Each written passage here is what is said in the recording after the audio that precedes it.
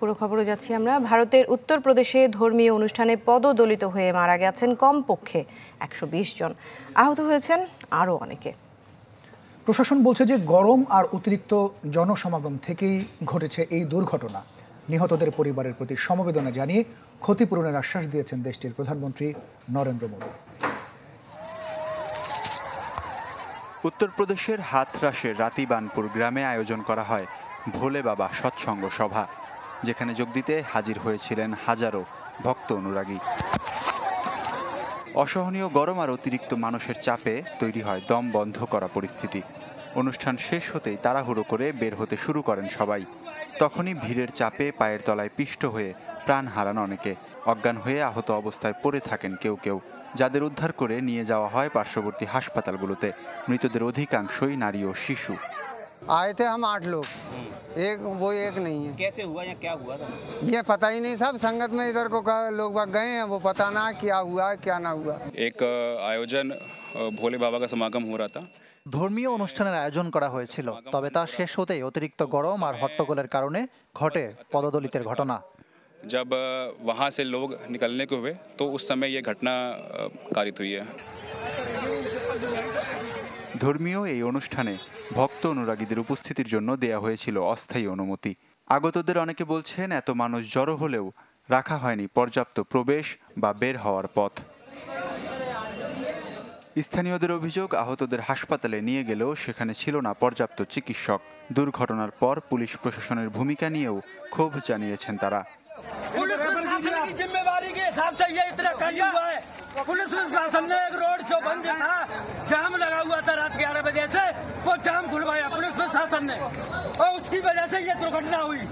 নিহতদের পরিবারের প্রতি সমবেদনা জানিয়েছেন দেশটির প্রধানমন্ত্রী নরেন্দ্র মোদী ও রাজ্যের মুখ্যমন্ত্রী যোগী আদিত্যনাথ। নিহতদের পরিবারকে ক্ষতিপূরণ ও কারণ অনুসন্ধানে দ্রুত ব্যবস্থা গ্রহণের নির্দেশ দেন নরেন্দ্র মোদী। ওয়ালিউল্লাহ ফারুক, চ্যানেল 24।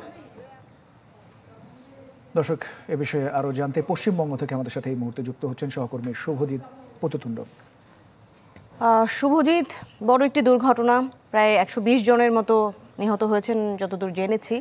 এই নিহতদের পরিচয় বা তাদের সম্পর্কে কিছু জেনেছেন কিনা, সব মিলিয়ে প্রশাসন থেকে কি বলা হচ্ছে, আমাদেরকে একটু বিস্তারিত বলবেন।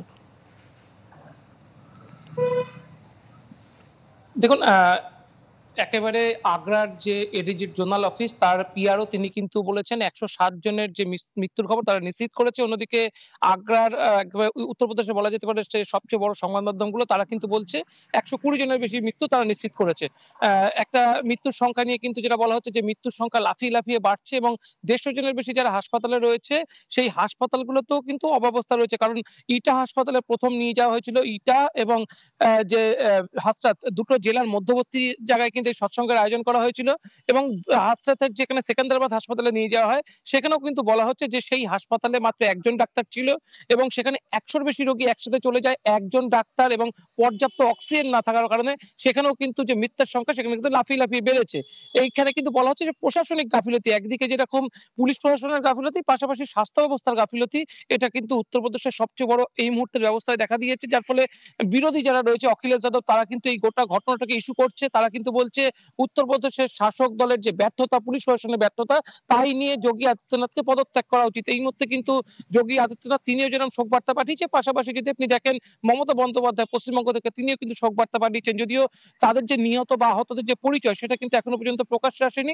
উত্তরপ্রদেশ সরকার বলছে যারা আহত হয়েছে তাদের চিকিৎসায় সর্বাধিক গুরুত্ব দিচ্ছে রাজ্য সরকার, কিন্তু বিরোধীদের যে অভিযোগ সেটা কিন্তু সামনে আসছে বারবার।